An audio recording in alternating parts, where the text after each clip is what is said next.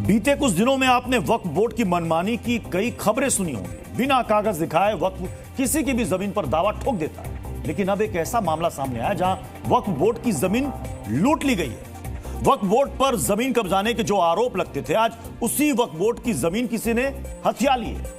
दरअसल भोपाल जिले में वक्फ के नाम पर 125 कब्रिस्तान रजिस्टर्ड थे, लेकिन जांच में सामने आया है कि अब सिर्फ 24 कब्रिस्तान ही वहां पर बचे हैं। बाकी के 101 कब्रिस्तान गायब हो गए, यानी किसी ने उस पर कब्जा कर लिया।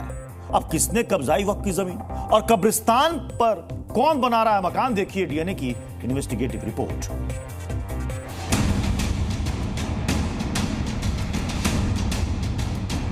एक 101 कब्रिस्तान गायब हो गए। अपने परिजनों को लेकर उनको दफनाने के लिए कहां जाएंगे हम? भावना याद हो रही है। जहां इस वक्त आप ये मकान देख रहे हैं, दरअसल वो कोई कॉलोनी नहीं बल्कि कब्रिस्तान। जहां पर ऑटो पार्ट्स की दुकान है, वो भी असल में कब्रिस्तान की ही जमीन। जहां बड़ी बड़ी बिल्डिंग्स बन गई हैं, ये भी असल में कब्रिस्तान ही। मध्य प्रदेश की राजधानी भोपाल में एक एक करके कब्रिस्तान ही गायब होते जा रहे हैं।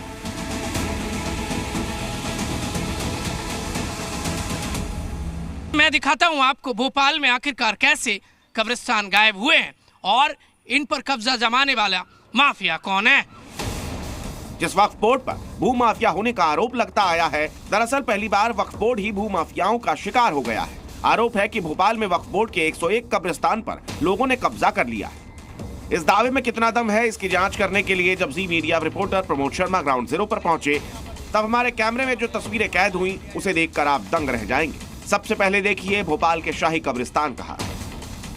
ये शाही कब्रिस्तान है। चमचमाती सड़कें इसलिए बन गई है क्योंकि यहाँ पर कब्जा हो गया है।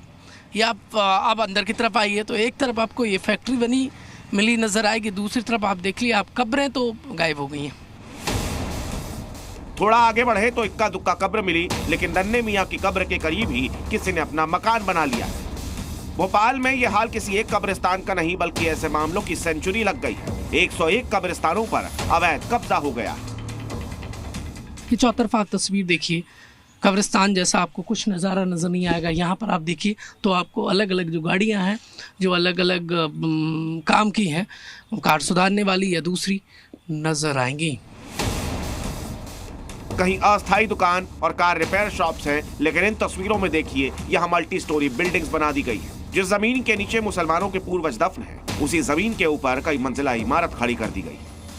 ये राजधानी भोपाल शहर के सबसे पॉश और वीवीआईपीज एरिया में है। ये आप देखेंगे तो पूरा आपको ग्राउंड नजर आएगा, पर ये ग्राउंड नहीं है।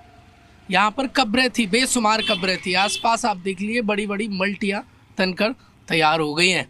एक देखेंगे एक छोटा सा पुराना बोर्ड आपको नजर आएगा। कई कब्रिस्तान हैं, वक्फ बोर्ड जिनको ढूंढ नहीं पा रहा है। जहाँ जिसको मौका मिल रहा है वो कब्र हटा रहा है और निर्माण कर रहा है।